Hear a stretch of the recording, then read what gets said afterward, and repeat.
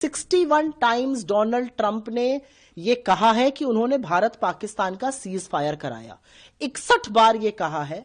यह भी कहा 7 जेट गिरे। इस देश का प्रधानमंत्री चुप क्यों है?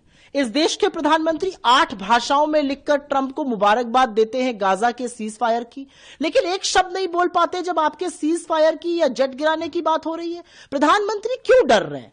ऐसा क्या खौफ है उनको डोनाल्ड ट्रंप का? वो क्यों नहीं ट्रंप का नाम लेकर बोलते कि ट्रंप तुम झूठ बोल रहे हो? और ये कायरता है, ये डरपोक प्रधानमंत्री की निशानी है, क्योंकि सारे देश की इज्जत और सम्मान दांव पर लगाए और देश का प्रधानमंत्री चुप है। अरे कमाल था इंदिरा गांधी का, तभी उनको दुर्गा और शक्ति का स्वरूप कहा गया। इंदिरा गांधी जी ने अमेरिका की आंख में आंख डालकर कहा था 7 नहीं 70वां बेड़ा भेज दो, पाकिस्तान के तुम्हें 2 टुकड़े करके रहूंगी। मोदी जी 2 टुकड़ा तो छोड़ दीजिए, सीज फायर करने का श्रेय जो 61 बार ले चुके, उस ट्रंप का नाम नहीं ले पा रहे। मोदी जी ट्रंप से डरते हैं, इसी डर के कारण वो शर्म एल शेख नहीं गए, इसी डर के कारण वो कुआलालंपुर नहीं गए। वो ट्रंप का सामना नहीं कर पा रहे। ट्रंप का नाम लेकर चुनौती है मोदी जी को, खुलकर बोले डोनाल्ड ट्रंप झूठ बोल रहे हैं। और अगर वो ये नहीं कह सकते तो पूरी तरह से साफ है कि वो डरते हैं। जहां तक राहुल जी की ये बात है कि 2 देश बन रहे हैं, वो सारी दुनिया के सामने है। अडानी और अंबानी के लिए अलग तरह के कानून बनाए जाते हैं, 1 रुपए पर हजारों एकड़ जमीन दे दी जाती है, स्पेक्ट्रम अलग से देने के लिए नियम कानूनों की धज्जियां उड़ा दी जाती है, ताक पर रख दिए जाते हैं। और गरीबों के लिए जब इंडस्ट्री लगाने की बात आती है तो कहते हैं जमीन नहीं है। युवाओं के लिए जब रोजगार की बात आती है तो उन पर लाठियां बरसवाते हैं। बिहार में पलायन बेरोजगारी के कारण हो रहा है। तो मुझे लग रहा है राहुल जी बिल्कुल सही मुद्दा उठा रहे हैं और यही मुद्दा बिहार का मुद्दा है। और इसीलिए नरेंद्र मोदी जी के पास आज बिहार जाकर नया कुछ कहने के लिए है नहीं।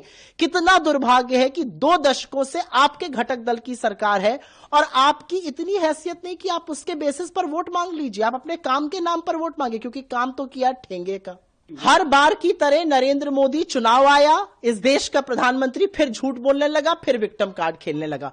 मैं इस बात का जवाब 2 बातें कहकर देना चाहती हूं। इस देश के प्रधानमंत्री ने खुलकर कहा कि आपकी बेटियों को उठाकर ले जाएंगे। ये कितनी घटिया, कितनी गंदी बात मोदी जी ने कही है।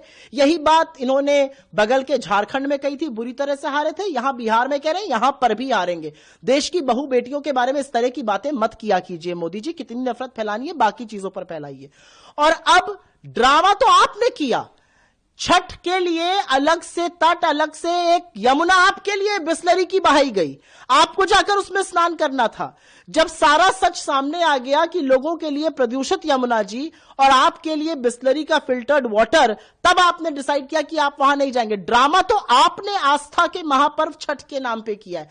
आप किस बारे में कर रहे हैं? इतने लोगों की मृत्यु हो गई बिहार में, क्या आपने एक शोक व्यक्त किया छठ के दौरान? वो आपने नहीं किया। क्या आपने एक शोक व्यक्त किया कि किस तरह से आपकी सरकार नाकाम रही सफल और सुचारू रूप से छठ का आयोजन करने के लिए? वो आपने नहीं किया। ड्रामा आप करते हैं, लेकिन देश आपका ड्रामा समझ चुका है।